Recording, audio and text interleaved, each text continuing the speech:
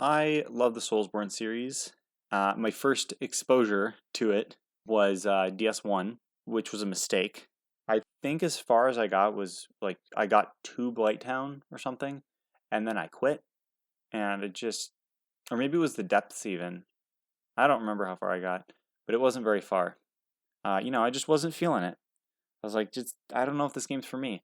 And then, a few years later, my friend came to me and was like, "You got to try Bloodborne." And I was like, I don't know. Dark Souls didn't really work out for me, and I know it's made by the same people, and he's just like, no, you got to try it. Just try it. We'll go from there. And then I immediately loved it. It still took a little. It took a little figuring out, I guess. But once I got into it, oh, it felt so good. And then I liked it so much. I played DS3. And then I got Sekiro, and then decided I didn't like it because it's so different, and it's just not my play style. But I've got an appreciation for the Souls series. I haven't played Demon Souls or DS2. Actually, no, I have played DS2, but not very much because it did not feel right. And you can tell that it's not made by the same people. I mean, it's made by the same company, but you can tell that the people working on it were not the same. At least higher up, but I don't know. At any rate, I decided to play through DS1, DS3, and Bloodborne again in that order. So DS1, I went. What did I go? I wanted to go a Faith build because I'd never done Faith in anything before. I don't think it worked out super great because I mained Faith and then I also did some Pyromancy. And I feel like Pyromancy I got more use out of. Funny enough. And then as my main weapon, I decided, I've never used the Great Scythe before, let's try that. And then I ended up getting, I upgraded that and then got a lightning, it's not an enchantment, what is it? I just got lightning damage, I got lightning damage on it. So yeah, Faith, Pyromancy, and a lightning scythe. Lightning Great Scythe. And I liked it, but at the same time I had some trouble. The Great Scythe is a fantastic weapon. It sucks having to try to get it early on, because you have to run through the catacombs, and that's not a fun area. And, Faith, you don't get much damage out of Faith. And especially with some enemies, Faith does not get you a whole lot of damage. And I've noticed that the channel time for lightning spear and stuff, which you don't you don't really get much damage out of Faith either. But the channel length for lightning spears is not great. It's really not great. If it's a cast build, but it's like Pyromancy is I would say better as far as a cast build goes, but that's not really you don't really scale off of that. You just kind of keep adding to your flame. I got more use out of my Pyromancy because, Faith, you got a lot of healing spells, but you've got your Estus already, and unless you're doing co-op and you're using, hey, heal my party, miracles, it's not, there's no real point to it, and then there's some PvP miracles, and it's just I didn't find much use out of a lot of the miracles, and just I kind of regretted ever going Faith in that game. But Pyromancy is fantastic in it's fantastic in DS1. So I did get plenty of use out of that. The Great Scythe, though, the problem I had with that, it's got great damage. I think it's the highest base damage dexterity weapon or something like that. Last time I went a dexterity build in DS1 was, I think, a Baldur's Side Sword, and that worked fine.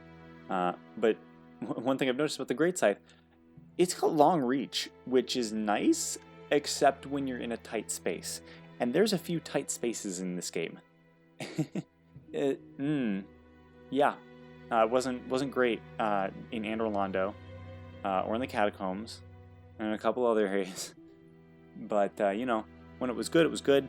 Up to a point, it kind of stopped being quite as good. because of the lightning damage, because you stop scaling once you add like elemental damage onto it. So whoops. But you know, I ended up making it all the way through. I can see what they were trying to do with DS1. I kind of wish they'd remake it at some point. I did play the remaster, and as far as I can tell, there's a couple quality of life fixes and maybe a few texture fixes, which, as far as I could tell, weren't super noticeable, but maybe I'm just not seeing the side-by-side. I don't really know. But yeah, it would be cool if, like, some years down the line, they actually do a full remake, you know, give it, like, DS3 quality. Then again, you know, I have no idea. It might screw up the balance, even though, you know, there's some areas where it's like, this area sucks. Blighttown being one of them. But, yeah, it might, doing a full remake might screw things up, because I know DS1 is very, I would call it clunky, but it kind of helps that it's clunky because it's also slow, which is both a good and a bad thing. You know, your character's slow, but the enemies also have big wind-ups. You have plenty of opportunity to dodge, but then it just kind of, I don't know. Yeah, it's just, I don't know. It works, but it also doesn't feel great. So I don't know. But I did enjoy playing through it again. Probably not a build that I will ever be doing again. But I don't know, who knows. And then you know, I went on to Dark Souls 3. I'm not gonna play Dark Souls 2, probably ever, because just about everything I've experienced or seen from that game, not for me. Nope. So I skipped straight to Dark Souls 3. I decided to go Strength because I don't think I've ever completed a Dark Souls game, 1 or 3, with a Strength build. I think I've either gone Dexterity or Intelligence, and that's about it. Or Pyromancy, I guess. But yeah, I'd never just done a straight-up Strength build. I think the first time I played Dark Souls, I started one, and then I was not having it. But I was like, you know what? I'm going to try to redeem my Strength experience with Souls games. Let's just go for it. So I ended up maining Vort's Hammer once I could get that. I don't remember what else I used. But yeah, I mean, that's the gist of what I did, and that's a fantastic weapon. I like Vort's Hammer. I do think I did secondary on something. I don't remember what it was. But yeah, I mostly did Vort's Hammer. It's a fine weapon. And, you know, hits big. I do think DS3 is like, even just attacks are faster by a little bit. I mean, you can really tell that it was made after Bloodborne, because it's kind of like, hey, let's take DS1 and not DS3. Let's take DS1 and Bloodborne and just kind of like mash them together. That's kind of what it feels like. But I do think the game overall feels a bit better. You know, things aren't quite as slow. They're not as clunky. But, you know, that's fine because you're not as slow or clunky. So it kind of works. And yeah, I mean, I've just kind of enjoyed going through it. I don't remember if there's anything else I have to say about that. The DLC is super hard. At least the Ring City part is. That took a while, but yeah, I don't know. I don't know what else I can say about that. But moving on to Bloodborne. Now this is my favorite FromSoft game. It's by far my favorite. I will say I do like the variability in DS1 and DS3 especially, because there's just so much that you can do. That said, I still might try the Convergence mod for DS3 at some point, because that looks radical. But I still think Bloodborne's my favorite, and I really, really hope they'd make a Bloodborne 2 with more to it. Because, you know, in Dark Souls, what do you have? You have strength, dexterity, you could build a bit more tank, you can go faith, you can go intelligence, you can go pyromancy, you can mix some of those up. You've got tons and tons of different weapons that you can use. A lot of them have similar or the same movesets, but, you know, some of them are different. There's a few really unique ones. With Bloodborne, it's like, okay, you're going to go either strength or skill, and then you're going to have secondary for something, probably. So have fun with that. And then the only real secondary things you have are Arcane and Blood Tinge, which really, you're probably not going to rely much on those for any sort of damage. It's more for PvP. You're not, don't expect to get damage out of that. And, that's a little disappointing, but the game still feels really fun. Normally, I go strength in Bloodborne just because I really like the strength weapons, and the dexterity weapons to me just don't feel great because they don't have the stagger, they don't have the damage, and they're pretty fast, all things considered. I mean, unless you go like Kirkhammer, but like most other strength weapons, I really like to use the Whirligig Saw, of course, but that one's nice and fast, even though it's big, it hits hard, it does a lot of damage. I just like the moveset. With a strength build, you're not going to be doing weapon transformations as much because those are super slow, but you got that damage. But this time, as opposed to strength, I decided to go skill, and I ended up. I wasn't sure what to go at first. I was like, well, I'll just start, and then I'll kind of just feel my build out. And then I ended up, as soon as I could get to the DLC, I switched from the Saw Spear, went over into the DLC, got the Beast Hunter Scythe. I don't know if that's how you say that, but I got the Beast Hunter thingy, and mained that for the rest of the game. At one point, I thought I was gonna use the Reiter Palasche a little, because I wanted to go through with that, but I've never done it, because, like I said, skill weapons just don't, I feel like they're better for PvP than PvE.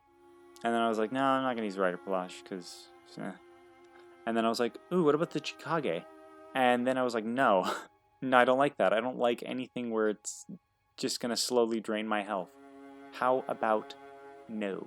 But yeah, the Beast Hunter, it feels good, it's fast, it's strong.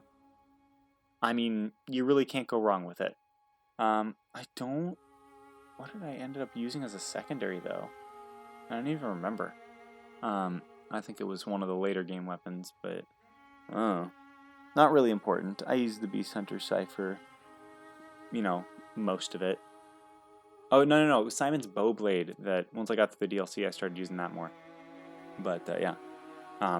Both of those feel fantastic. Simon's Bowblade, the downside to that is, you can use up Quicksilver bullets in the other form, which doesn't really make up for the damage that it does. So, but yeah, I got through most of the game with relative ease, and then I was considering doing the Chalice dungeons.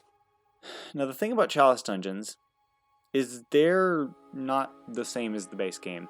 The enemy types are different. It feels like it's made by the Bloodborne B team. Just everything's so different.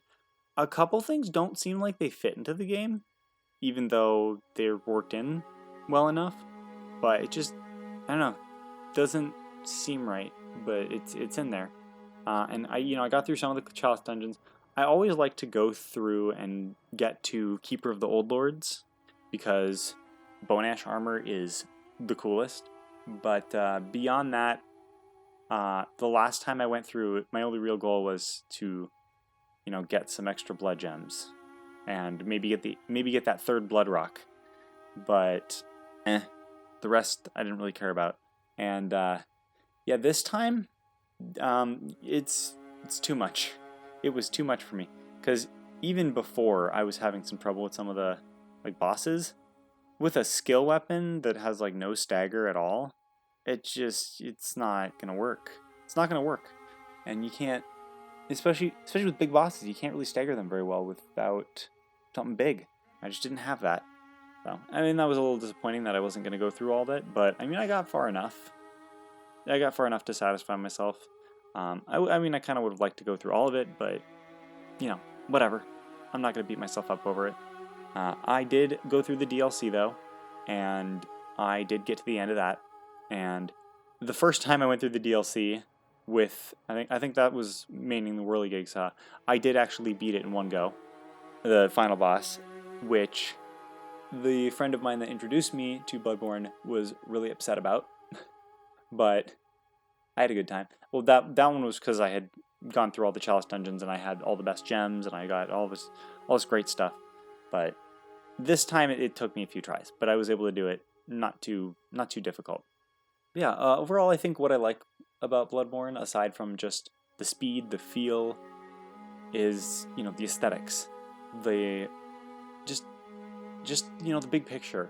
I like the Victorian aesthetic. I like the inhuman beast, the hunting beasts part.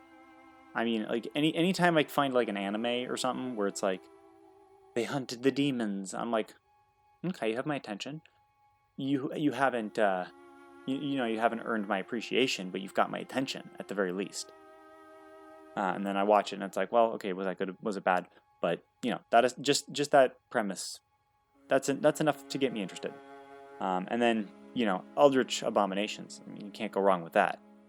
I love me some Lovecraftian nightmare fuel. But yeah, I really hope there's more Bloodborne. But I did, you know, as I said again, I played through all three of those games, and I had a good time. And since they're all FromSoft games, I didn't feel like making their own videos for each of them. So yeah. Anyway, thank you for listening. I press all the buttons, and I hope you have a great day.